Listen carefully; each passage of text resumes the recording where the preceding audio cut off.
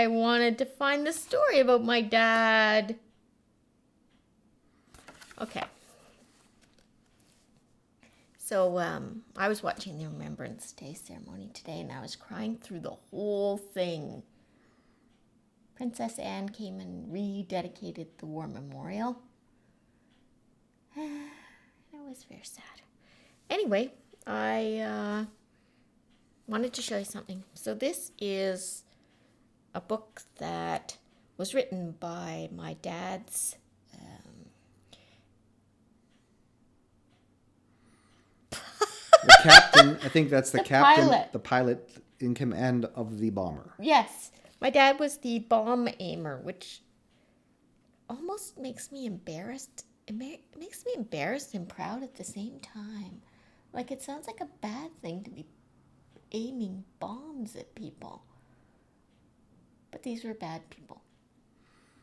I think they were bombing factories and cities and people, meaning civilians. Anyway, so this is a story that has my dad in it. Where's my dad? This is my dad right here.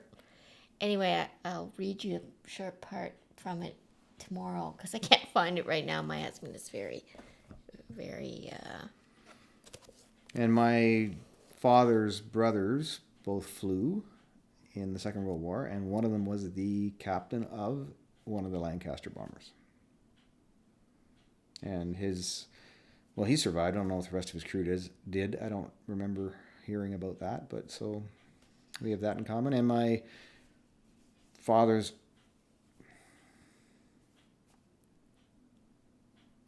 I'll talk while he can't.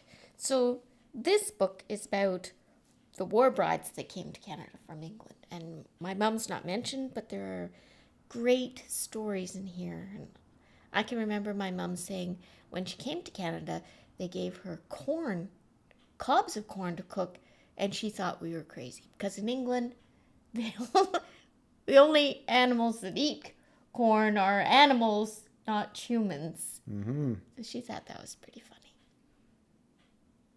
What I was going to say was my dad's older brother was also a pilot, but he died when he was 21. That's very young. And was buried in England. Yes, everybody was buried where they fell. And apparently there's monuments all over Europe for the soldiers that fell. Which is very sad. And my mother's father and his four brothers all went to the European theater and all returned. And my father served, he was too young to fight in the Second World War, but he did serve with the Canadian Armed Forces. And he was a peacekeeper in Ismailia, Egypt. And he's told me a lot of wacky stories about what that was like. One of them, the one I always remember first is they had a detail. One of the tasks was to ride on top of the trucks, and each truck had someone on top, and they were given an axe handle, and their job was to beat anybody who tried to climb on the truck, strike them until they fell off, because people would just try and climb on the trucks as they're driving through town and steal stuff. So someone had to sit up on top of the truck with an axe handle and beat everybody as necessary to knock them off. You were going to say beat them off. No.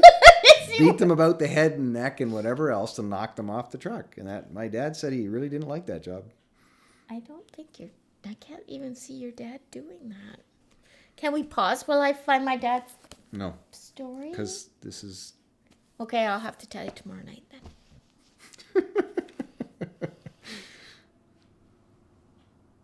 Are you teasing me? Are you teasing me? Yeah. We'll pause the camera then.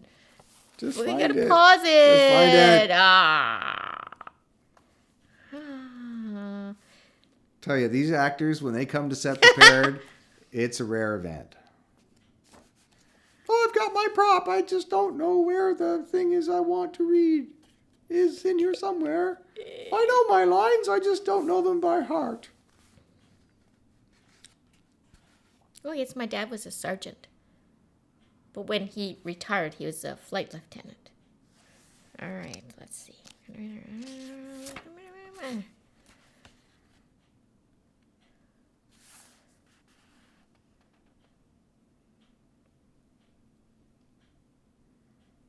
Okay, here we go. This was one of his first flights with his new crew. Okay, the pilot's name is Lloyd Patton. On one of these occasions, we were getting ready to take off on a normal nickel raid. When running up to check the motors, I found a bad magneto drop on one engine, which rendered the aircraft unserviceable. We quickly transferred to the spare plane standing by and made a fast check run up and took off. Deep into enemy territory at 17,000 feet altitude, both motors quit. You're supposed to be scared there. We dropped like a stone as I dived to maintain airspeed.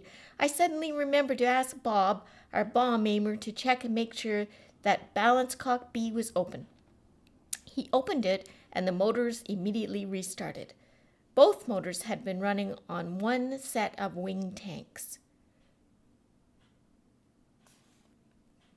I thought it said something when his incredibly calm bomb aimer.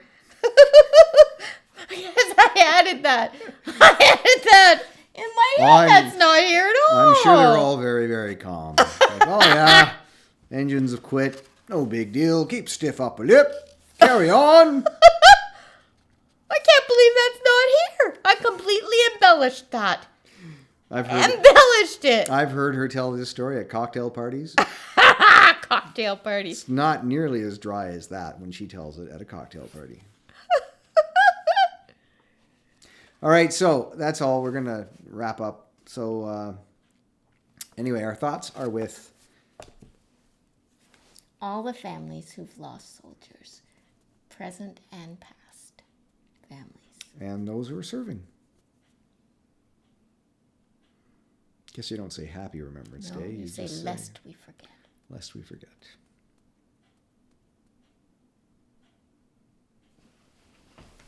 Incredibly calm bomb aimer. Where the is that part?